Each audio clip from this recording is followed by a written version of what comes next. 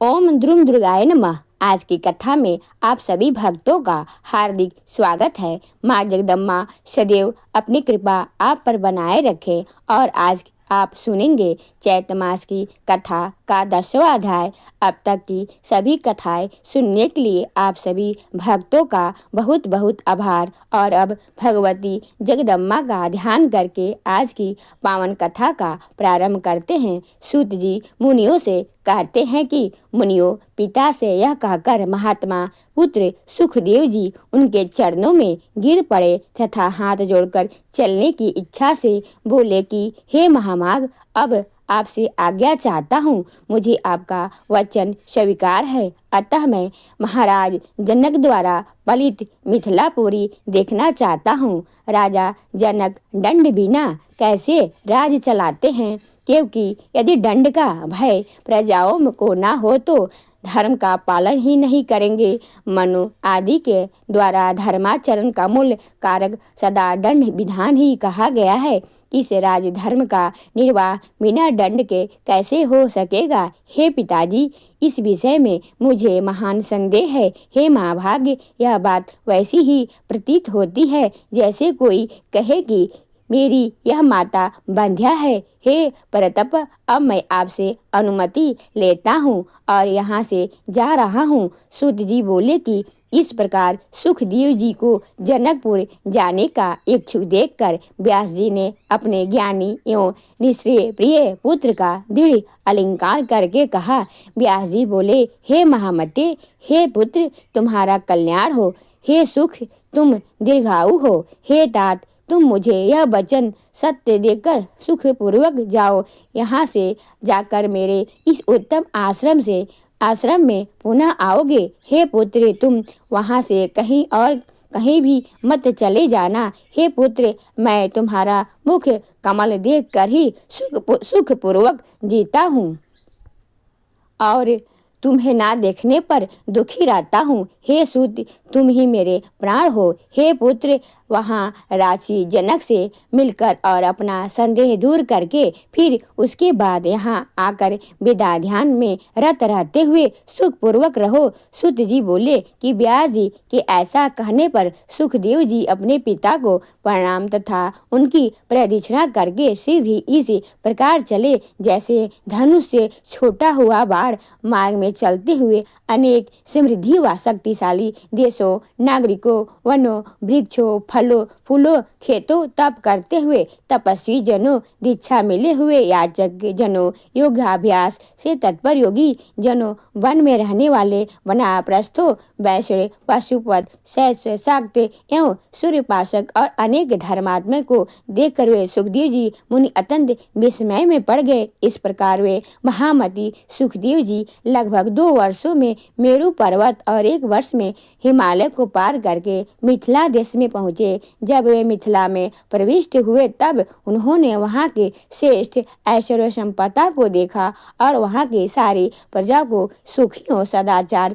संपन्न देखा। वहाँ द्वारपाल ने उन्हें रोका और पूछा, तुम कौन हो और कहाँ से आए हो? तुम्हारा क्या कार्य है, बताओ। ऐसा पूछने पर श्री सुखदेव जी मौन रहे और कुछ बोले नहीं। वे नगर द्वार से बाहर जाकर आस्थानों की तरह खड़े हो गए और थोड़ी देर में आश्चर्यचकित होकर हंसते हुए वहीं स्थिर हो गए, पर किसी से कुछ न बोले। तब द्वारपाल ने पूछा कि हे ब्राह्मण, बोलिए, आप गूंगे तो नहीं हैं? आपका किस हेतु यहाँ आना हुआ है? मेरे विचार से तो कोई कहीं भी प्रिय निष्प्रयोजन नहीं जाता। हे विप्र, इस नगर में राजा की आज्ञा पाकर ही कोई प्रवेश कर सकता है। अज्ञात कुल तथा शील वाले व्यक्ति का प्रवेश यहाँ कदापि नहीं होता है। हे मानद, आप तो निश्चय ही तेजस्वी एवं वेद बेता ब्राह्मण प्रतीत हो रहे हैं, इसीलिए आप अपने कुल तथा प्रयोजन के विषय में मुझे बता दें और फिर अपनी इच्छा अनुसार चले जाएं। तब सुखदेव जी बोले, मैं जिस कार्य के लिए यहाँ आया था वह तो तुम्हारे कथन मात्र से पूरा हो गया। मैं विजयनगर देखने आया था, परंतु यहाँ तो प्रवेश ही दुर्लभ है। मुझे अज्ञानी की यह भूल थी जो 2 पर्वतों की लांग कर महाराज से मिलने की इच्छा से घूमते हुए यहाँ चला आया। मैं स्वयं अपने पिता द्वारा ही ठगा गया हूँ। इसमें किसी अन्य को ही क्या दोष दिया जाए, अथवा हे महाभाग्य या मेरे दुर्भाग्य का ही दोष है जिसके कारण इस भूमि पर मुझे इतना चक्कर काटना पड़ा। इस संसार में लोगों के भ्रमण करने का उद्देश्य धर्मोपार्जन ही है, किंतु मुझे इसकी कोई इच्छा नहीं है। मैं तो केवल भ्रम के वश में ही यहाँ आ गया हूँ।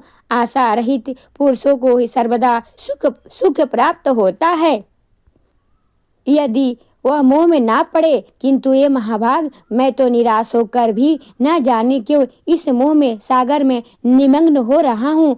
कहाँ सुमेरु पर्वत और कहाँ यह मिथिलापुरी, और पैदल ही चलकर मैं यहाँ आया हूँ। इस परिश्रम का फल मुझे क्या मिला? प्रारंभ ने मुझे ठगा है। प्रारंभ का भोग अवश्य भोगना पड़ता है, चाहे वह शुभ हो या फिर अशुभ हो। उद्योग भी तो सदा उसी देव के अधीन ही रहता है, वह चाहे जैसा वैसा करता है। यहाँ न कोई तीर्थ है और न ही ज्ञान प्राप्ति होती है जिसके लिए मेरा यह परिश्रम हुआ है। मैं तो महाराज जनक का विदेह नाम सुनकर उत्सुकता से यहाँ आया था, किंतु उनके नगर में तो प्रवेश करना भी निषिद्ध है। इतना कहकर सुखदेव जी चुप हो गए और मौन होकर खड़े हो गए। द्वारपाल को लगा यह कोई ज्ञानी श्रेष्ठ ब्राह्मण है। तब उसने वहां खड़े मुनि से शांति पूर्वक निवेदन किया, हे द्विज श्रेष्ठ, आपका जहाँ कार्य हो वहाँ यथ चले जाइए। हे ब्राह्मण, मैंने जो आपको रोका था वह मेरा अपराध हुआ, इसके लिए आप मुझे क्षमा करें, क्योंकि हे महाभाग्य मुक्त जनों का तो क्षमा ही बल है। सुखदेव जी बोले, हे द्वारपाल, इसमें तुम्हारा क्या दोष है? तुम तो सर्वदा पराधीन हो। सेवक को तो स्वामी के आज्ञा का यथोचित पालन करना ही चाहिए, और तुमने मुझे तो जो रोका इसमें राजा का ही भी दोष नहीं है, क्योंकि बुद्धिमान को चोर और शत्रु का सम्यक ज्ञान रखना चाहिए। यह सम्यक मेरा ही दोष है जो मैं यहाँ आ गया। बिना बुलाए दूसरों के घर जाना लघुता का ही काम होता है। द्वारपाल ने कहा, हे विप्र, सुख क्या है, दुख क्या है, कल्याण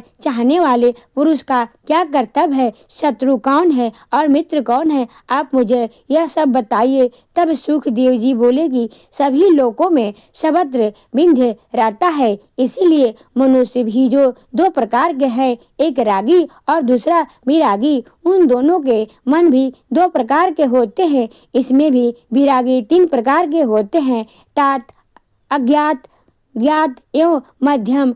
रागी भी दो प्रकार के कहे गए हैं, मूर्ख और चतुर। चतुर भी दो प्रकार के कहा गया है, शास्त्र जनित तथा बुद्धि जनित। इस प्रकार लोक में बुद्धि भी युक्त और अयुक्त भेद से दो प्रकार की होती है। तब द्वारपाल ने कहा, हे विप्र, आपने जो मुझसे कहा मैं उससे मैं भली भांति समझ नहीं पाया, अतः हे श्रेष्ठ, आप फिर से विस्तार पूर्वक इस विषय को यथार्थ रूप से समझाइए। तब सुखदेव जी बोले कि इस संसार में जिसको राग है वह निश्चय ही रागी कहलाता है। उस रागी को अनेकों प्रकार के सुख और दुख आते ही रहते हैं। धन, पुत्र, कलश, मात्र, प्रतिष्ठा और विजय प्राप्त करके ही सुख प्राप्त होता है, और उनके ना मिलने पर प्रतिक्षण महान दुख होता है। अतः जैसे सुख प्राप्त हो वैसा उपाय करना चाहिए और सुख के साधन का संग्रह करना चाहिए, और जो सुख के बिन डालते उसे शत्रु समझना चाहिए। जो राग को सुख को सर्वदा बढ़ाए वही मित्र है। चतुर मनुष्य मोह में फंसता नहीं है, किंतु मूर्ख सर्वत्र आसक्त रहता है। वैरागी तथा आत्मराम पुरुष को एकांतवास, आत्मचिंतन तथा वेदांत शास्त्र का अनुशीलन करने का सुख होता है। सांसारिक विषयों की चर्चा आदि यह सब उनके लिए दुख रूप है। कल्याण चाहने वाले विद्वान पुरुष के लिए बहुत से शत्रु हैं। काम, क्रोध, प्रमाद आदि अनेकों प्रकार के शत्रु बताए गए हैं, किंतु व्यक्ति का सच्चा बंधु तो केवल संतोष ही है।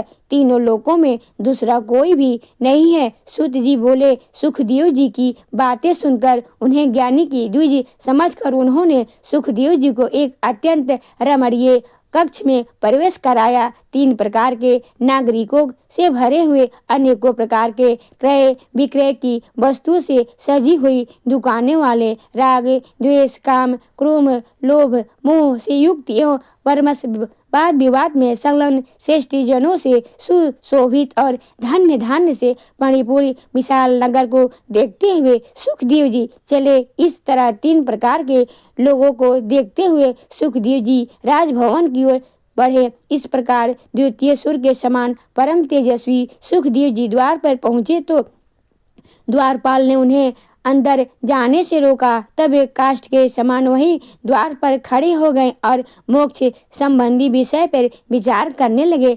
धूप तथा छाया को समान समझने वाले महातपस्वी सुखदेव जी वहां एकांत में ध्यान करके इस प्रकार खड़े रहे मानो कोई अचल स्तंभ हो। फिर थोड़ी देर बाद राजमंत्री ने हाथ जोड़े हुए स्वयं आकर उन्हें राजभवन के दूसरे कक्ष में प्रवेश कराया। वहां एक दिव्य रमणीय उपवन था जिसमें विविध प्रकार के पुष्पों से लदे दिव्य वृक्ष सुशोभित हो रहे थे। उस वन को दिखाकर मंत्री ने उनका यथोचित आतिथ्य सत्कार किया। वहां राजा की सेवा करने वाली अनेकों वीरांगनाएं थी। वे नाचने गाने में कुशल तथा काम शास्त्र में निपुण थी। सुखदेव जी की सेवा के लिए उन्हें आदेश देकर राजमंत्री उस भवन से निकल कर गए और उन्होंने सुखदेव जी के वहां उपस्थित स्थिर रहे। उन वीरांगनाओं ने परम भक्ति से साथ उनकी पूजा की और देश काल के अनुसार उपलब्ध अनेकों प्रकार के भोजन से उन्हें संतुष्ट किया। तत्पश्चात अतः पूर्वासिनी कामनी स्त्रियों ने उन्हें अंतपुर का वन दिखाया तो अत्यंत रमणीय था।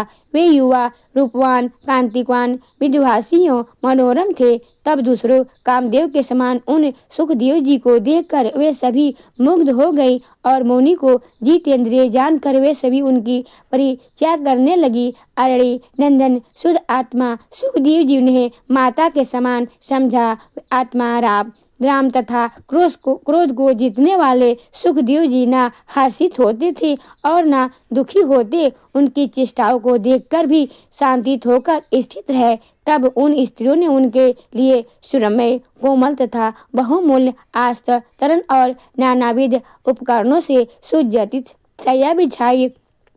सुखदेव जी हाथ पाँव धोकर हाथ में कुछ लेकर सावधान होकर सार्थक कालीन संध्या पान संपन्न करके भगवान के ध्यान में लग गए। इस प्रकार 1 प्रहर तक ध्यान अवस्थित होकर वे शयन करने लगे। 2 पहर शयन करने पुनः वे सुखदेव जी उठे और रात्रि के 4था पहर में वे पुनः ध्यान में स्थित रहे। तदंतर स्नान करके प्रातःकालीन क्रियाएं संपन्न करके पुनः समाधीन हो गए। ओम नमः चंडिकाय। आज की कथा का यहीं पर समापन करती हूँ। इसके आगे का वृतांत आप कल की कथा में सुनेंगे। और अब आप सुनेंगे श्री देवी दुर्गा कवच। सबसे पहले विनियोग है। ओम नमः चंडिकाय। माँ दुर्गा के चंडी रूप को हमारा नमन है।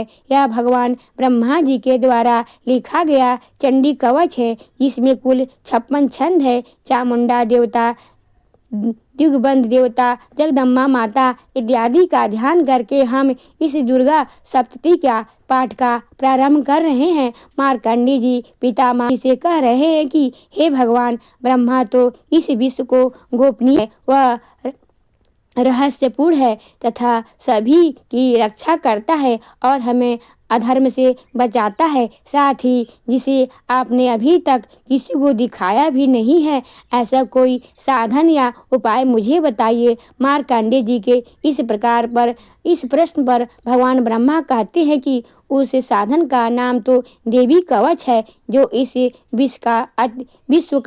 विश्व में अत्यधिक गोपनीय है। वह देवी कवच सभी का कल्याण करने वाला, पवित्रता और पुण्य देने वाला है। आपको इसी का ही जाप करना चाहिए जिससे कि आपका उद्धार हो। माँ दुर्गा की 9 मूर्तियाँ हैं। माँ दुर्गा का प्रथम स्वरूप है माँ शैलपुत्री दूसरा स्वरूप है। माँ ब्रह्मचारिणी माँ का तीसरा स्वरूप है। माँ चंद्रघंटा और चौथा स्वरूप है। माँ कुष्मांडा उनका पांचवा रूप स्कंद माता का है और छठा रूप माँ कात्यायनी का है। सातवां स्वरूप माँ कालरात्रि और आठवां स्वरूप माँ महागौरी के नाम से प्रसिद्ध है। माँ दुर्गा का नौवां रूप है माँ सिद्धिदात्री।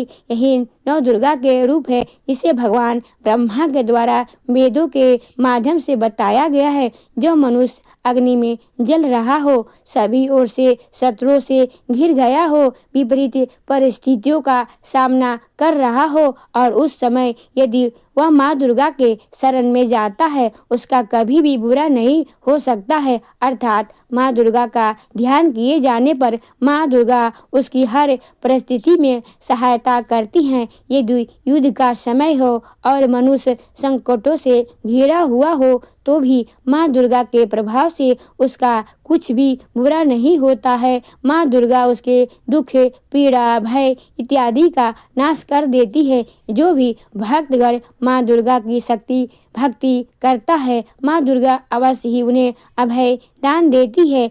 जो कोई भी देवी दुर्गा का ध्यान करता है, माँ दुर्गा उसकी हर प्रकार से रक्षा करती है और इस प्रकार से इस बात में कोई संशय नहीं है।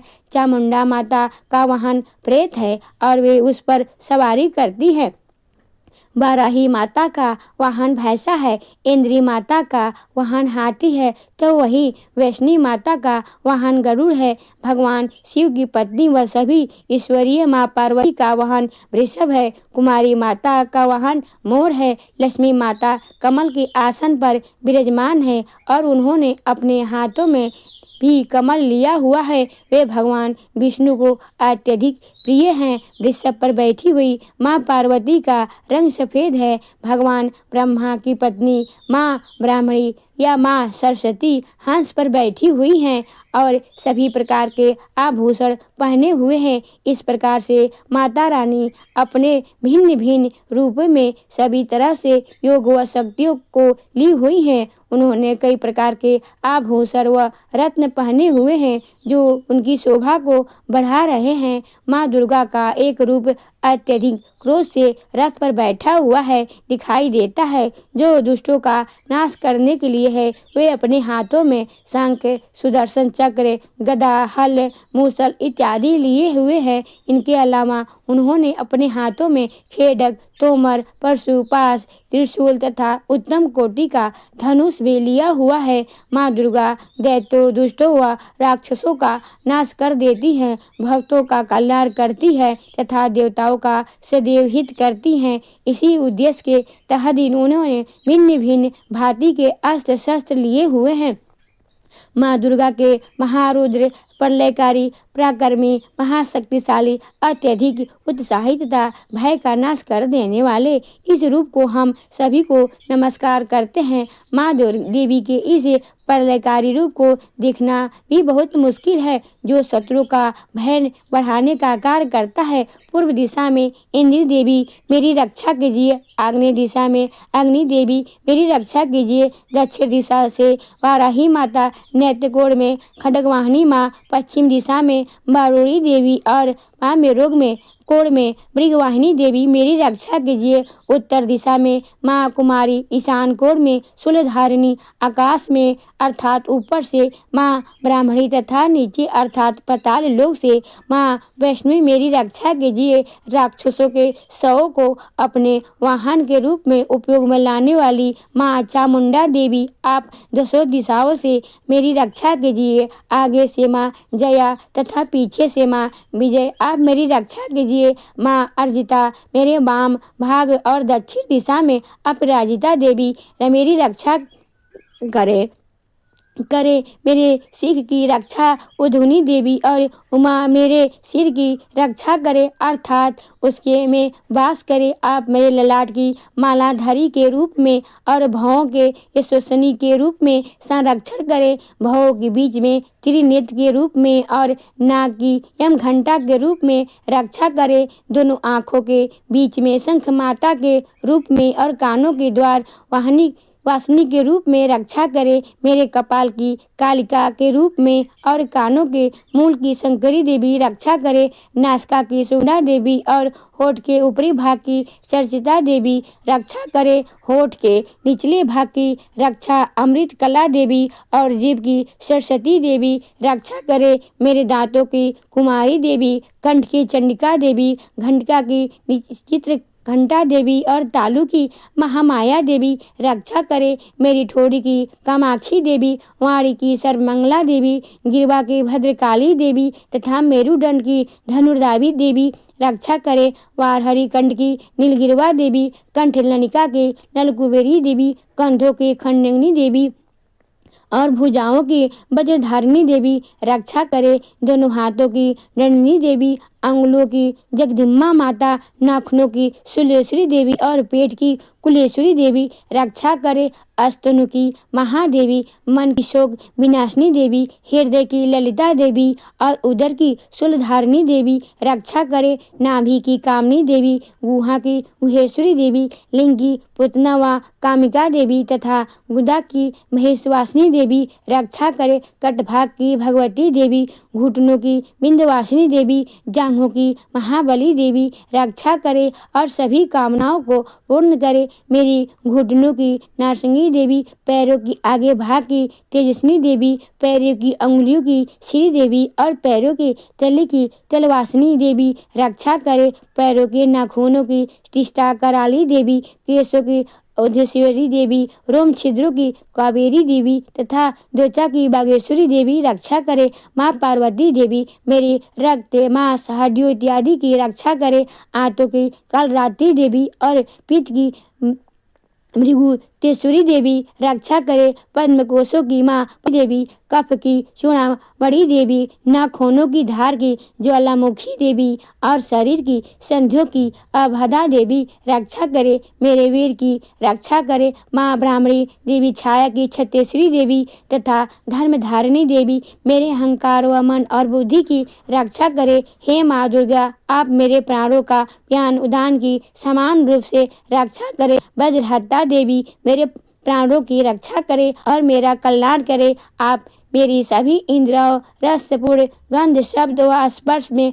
बसती है, हे नारायणी देवी आप मेरे सतगुण रजगुण व तमोगुण की रक्षा करे, मेरी आयु की वाराही देवी, वैष्णो देवी, धर्म की यश व कीर्ति की लक्ष्मी देवी तथा धन व विद्या की चक्रवर्ती देवी रक्षा करे, इंदिरा देवी मेरे गोत्र की चंडी देवी, मेरे पशुओं की महालक्ष्मी देवी, मेरे पुत्रों की और भैरवी देवी मेरी पत्नी की रक्षा करे, मेरे पथ की सुभक्ता देवी और उस मार्ग में क्षेमकरी देवी, राजा के दरबार में महालक्ष्मी देवी तथा सभी जगह निवास करने वाली विजय देवी मेरे भय की रक्षा करे, हे माँ दुर्गा जो भी स्थान या अंग इस देवी कवच में रह गया है और वह अभी भी रक्षा करने योग्य है तो आप उसकी भी रक्षा कीजिए, आप मेरे पापों का नाश करके मेरा उद्धार कीजिए, माँ दुर्गा की आज्ञा के बिना कोई भी व्यक्ति इस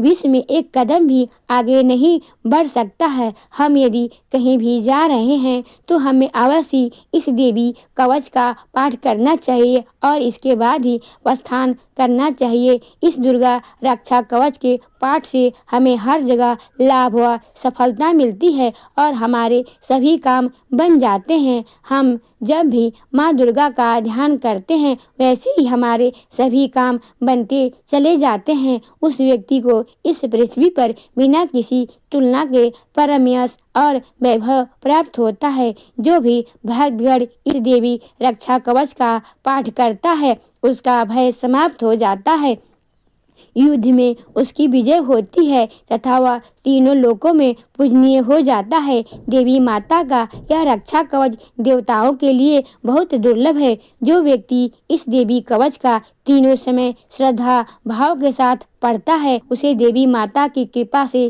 तीनों लोकों में विजय मिलती है, वह अकाल मृत्यु से भय से दूर होता है तथा 100 वर्षों से भी अधिक समय तक जीवित रहता है, इस दुर्गा कवच के पाठ से व्यक्ति के शरीर में होने वाले हर तरह के रोग समाप्त होते हैं, उसके शरीर में बनने वाले विष भी समाप्त हो जाते हैं तथा कोई रोग उसका कुछ भी बिगाड़ नहीं सकता। जो भी मनुष्य इसे दुर्गा रक्षा कवच को अपने हृदय में धारण कर लेता है उस पर इस पृथ्वी पर होने वाले सभी तरह के अभिचारक मंत्र तंत्र का प्रभाव समाप्त हो जाता है। सभी तरह की डाकनी शाकनी अंतरिक्ष में रहने वाले अति शक्तिशाली व भयंकर डाकनी भूत पिचास यक्ष गंधर्व राक्षस ब्रह्म राक्षस बेताल कुष्मांडा भैरवी इत्यादि सभी तरह की नकारात्मक शक्तियों के प्रभाव इस दुर्गा कवच के माध्यम से समाप्त हो जाते हैं। इसे रक्षा कवच का पाठ करने वाला व्यक्ति